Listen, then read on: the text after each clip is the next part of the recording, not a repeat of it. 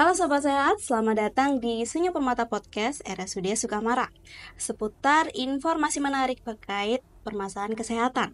Senang sekali bisa hadir bersama sobat sekalian. Perkenalkan saya Dr. Devi Aviana yang akan memandu podcast pada kali ini. Nah, telah hadir bersama saya Dr. Ade Sofyan, spesialis neurologi dari RSUD Sukamara. Selamat pagi dokter. Selamat pagi, Dokter Devi. Kabar baik dok hari ini? Alhamdulillah.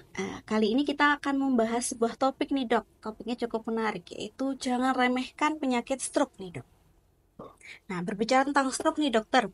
Stroke ini kan dia bisa terjadi pada siapa saja ya Ya, dokter. benar.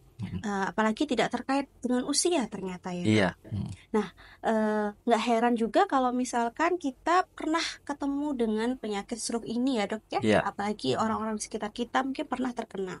Menurut Kementerian Kesehatan sendiri, stroke ini merupakan penyebab disabilitas nomor 1 di dunia. Iya.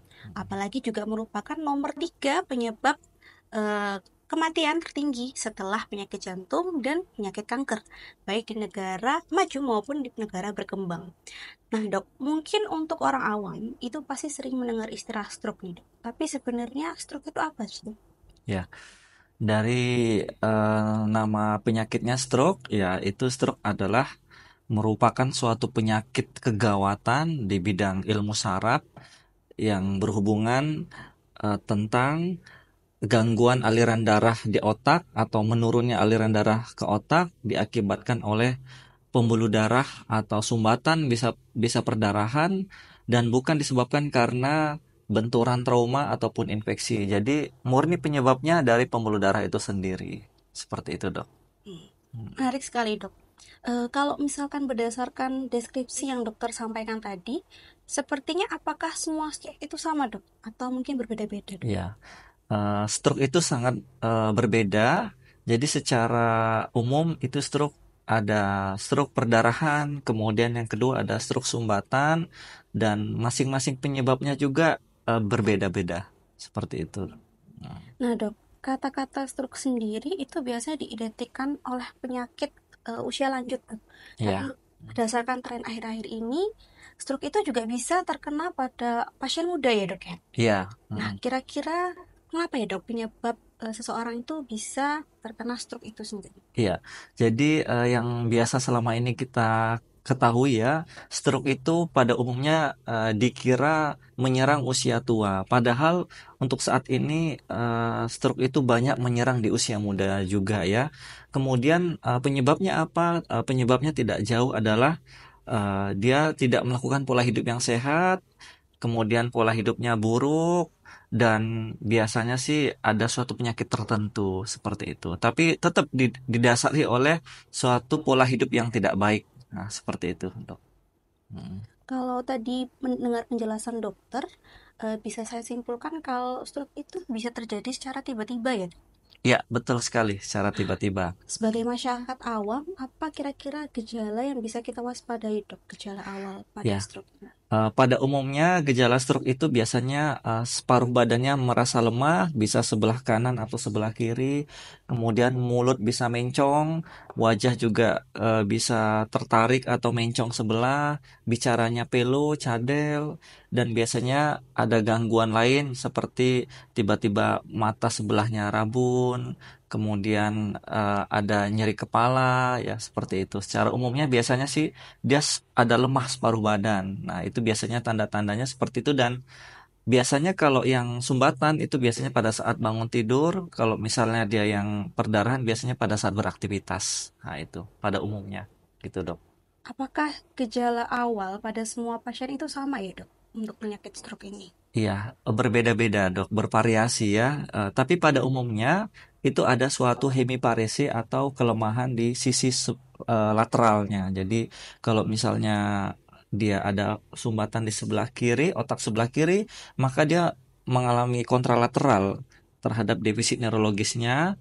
Nah, kemungkinan kalau misalnya otak sebelah kiri yang mengalami suatu masalah, berarti area motorik yang sebelah kanan yang mengalami suatu kelemahan. Nah, seperti itu, Dok. Rata-rata seperti itu, dan kebanyakan ada hemiparesia atau kelemahan separuh badan.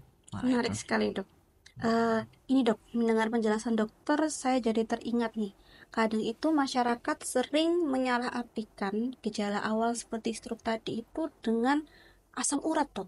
Nah, kira-kira sebenarnya perbedaannya apa nih, Dok? Dari stroke dengan penyakit asam urat gejalanya. Ya, jadi sangat berbeda ya, Dokter Devi.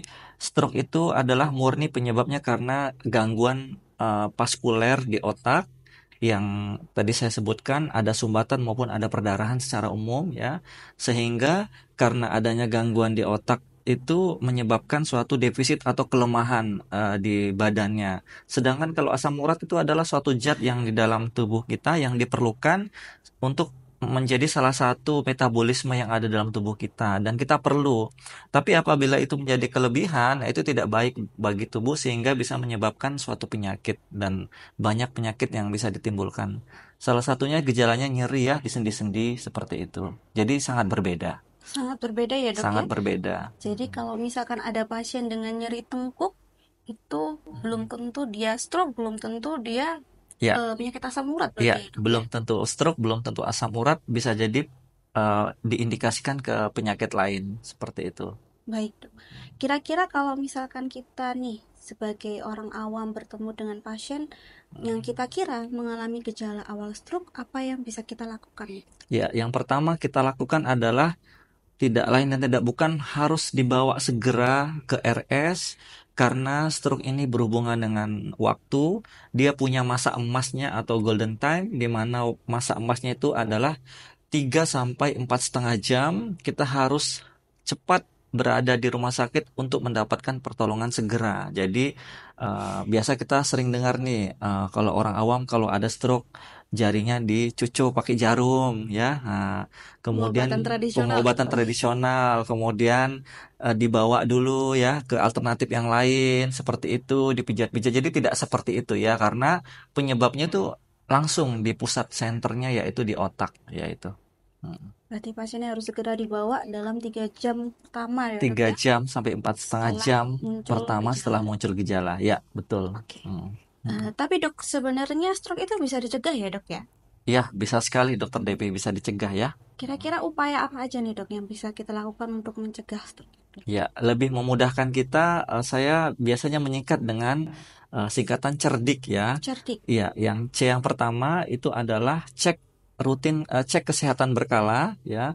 Kita melakukan pemeriksaan rutin ke dokter tentunya dan kita harus sadar diri untuk melakukan kesehatan walaupun diri kita itu tidak ada keluhan ya. Kemudian yang kedua, enyahkan asap rokok. Asap rokok. Ya, jadi asap rokok jenis apapun kita harus menghindari dan harus menjauhi seperti itu.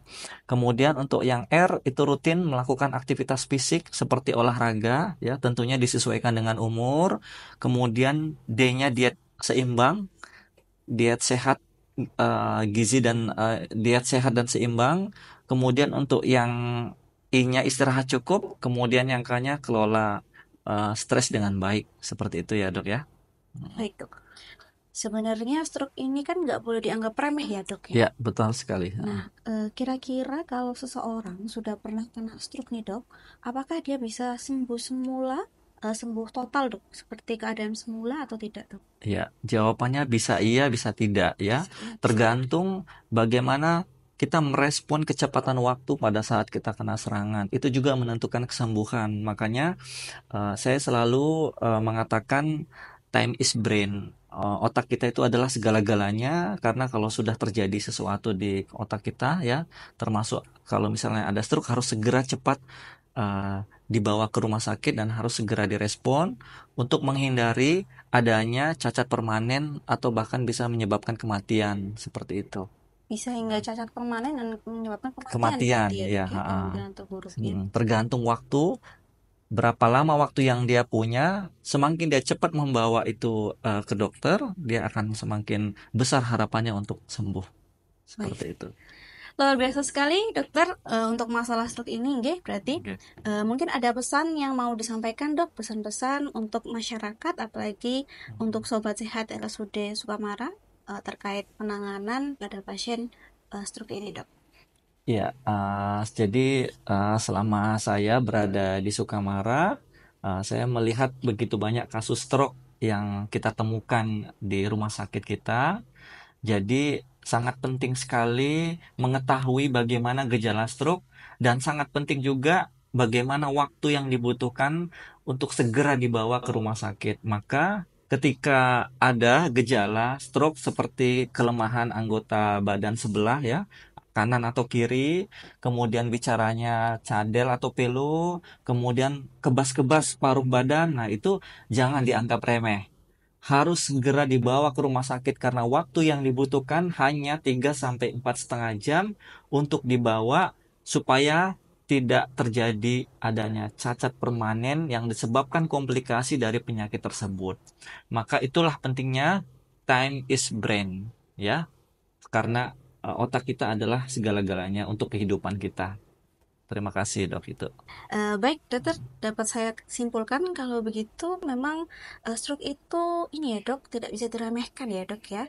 Apalagi jika kita ketemu dengan pasien dengan gejala stroke seperti kelemahan separuh badan tadi ya, atau velo, maka harus cepat kita tindak lanjuti dengan cara dibawa ke rumah sakit terdekat ya dok ya, dalam 3 jam pertama.